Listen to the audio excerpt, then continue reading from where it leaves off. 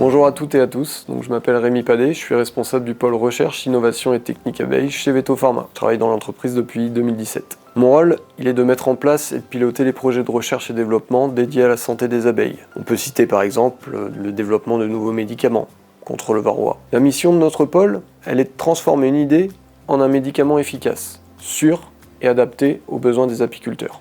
Nous intervenons donc à l'étape où l'on génère des idées, où l'on sélectionne les pistes et où on réalise les premiers tests in vitro au laboratoire, mais aussi in vivo, en ruche, pour ensuite décider si un actif peut entrer en phase de développement préclinique. La première étape de tout ça, de cette recherche, ça s'appelle le screening.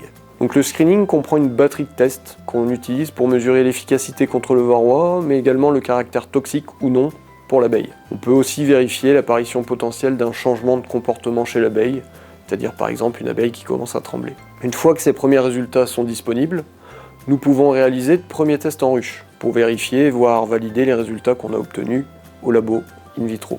L'analyse de l'ensemble de ces premiers résultats nous permettra de valider ou non la poursuite de la recherche sur cette molécule. Il y a plusieurs difficultés au stade du screening de molécules. La première que l'on peut citer par exemple, c'est le choix du solvant, qui doit être adapté pour pouvoir déposer la molécule sur l'abeille. Ce solvant doit être capable de solubiliser ou de diluer notre molécule. Il ne doit pas être toxique pour l'abeille, bien évidemment, ou pour le varroa, et doit surtout s'évaporer rapidement. La liste, elle n'est pas longue. Il faut également être capable de disposer de matériel biologique en quantité suffisante pour réaliser les multiples répétitions. À titre d'exemple, il nous faut environ 100-150 varroas vivants par jour en pleine saison, de mai à septembre. Et enfin, il faut savoir que le passage du laboratoire à la ruche réserve en général son lot de surprises. L'efficacité de la molécule au laboratoire peut parfois s'avérer inefficace une fois en ruche. On n'a pas encore trouvé de calculatrice magique. Nous avons plusieurs protocoles d'études au laboratoire. Pour ce screening, par exemple, le plus utilisé est celui qui nous permet d'appliquer une solution contenant la molécule à une certaine dose sur les abeilles, et ensuite les mettre en contact avec des varroas.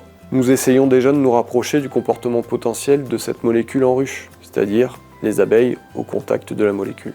Chaque année, nous essayons de définir de nouveaux protocoles pour répondre à des questions et tenter de faciliter surtout ce passage de la molécule au labo à la molécule en ruche. C'est indispensable pour essayer d'aller plus vite.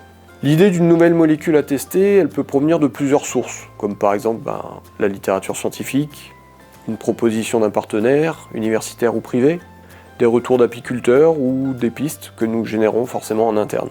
Chaque idée est d'abord analysée en termes de sécurité, puis testée dans notre laboratoire dédié au screening. Le screening de molécules consiste à soumettre une molécule à une batterie de tests systématiques, afin d'étudier ses propriétés physico-chimiques et pharmacologiques, mais aussi repérer celles qui pourraient avoir un intérêt thérapeutique contre le varroa par exemple. Nous exposons donc l'abeille et le varroa à différentes molécules dans des conditions strictement contrôlées, pour mesurer rapidement 3 critères: l'efficacité contre varroa, la toxicité pour l'abeille et d'éventuels changements de comportement. Chez Veto Pharma, nous avons développé notre propre méthode, qui est adaptée à l'abeille, qui nous a permis de tester de manière reproductible plus de 100 molécules dans les quelques dernières années. Pour sélectionner une molécule intéressante, nous regardons principalement 3 critères: la mortalité varroa, la faible mortalité abeille qui sera idéalement nulle, et l'absence de comportements anormaux. Si une molécule passe cette première étape, nous l'étudions ensuite en ruche. La décision d'aller plus loin avec une molécule prometteuse dépend de l'ensemble des données qui vont être générées in vitro, de la reproductibilité des tests effectués, mais aussi des premiers essais en ruche. En parallèle de ces essais, on va également évaluer le côté réglementaire de cette molécule et son potentiel de développement à long terme.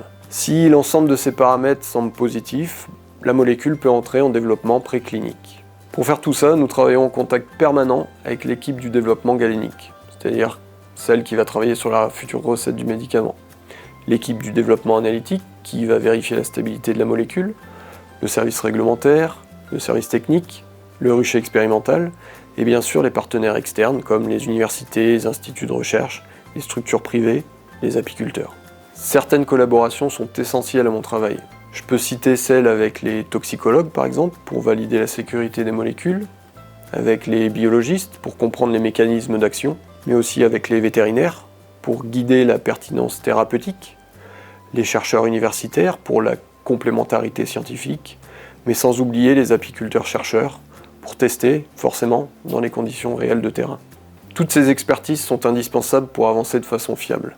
La phase d'exploration peut durer plusieurs années avant de trouver une piste prometteuse. On va dire entre la découverte d'un actif et la mise sur le marché d'un médicament vétérinaire validé par l'Agence française du médicament par exemple, il faut compter à peu près entre 5 à 12 ans en moyenne de travail. Ce qui me motive le plus dans mon travail, c'est vraiment de contribuer de manière concrète à la santé des abeilles, mais aussi d'apporter des solutions pour aider la filière apicole mondiale à se pérenniser et à se renforcer. Trouver de nouveaux outils plus efficaces, plus simples, plus sûrs, c'est essentiel. Et chaque avancée, même petite, est un vrai pas en avant pour les apiculteurs. Pour en savoir plus sur toutes les étapes de création d'un médicament abeille, retrouvez notre série vidéo sur notre chaîne YouTube ou sur notre blog Veto Pharma.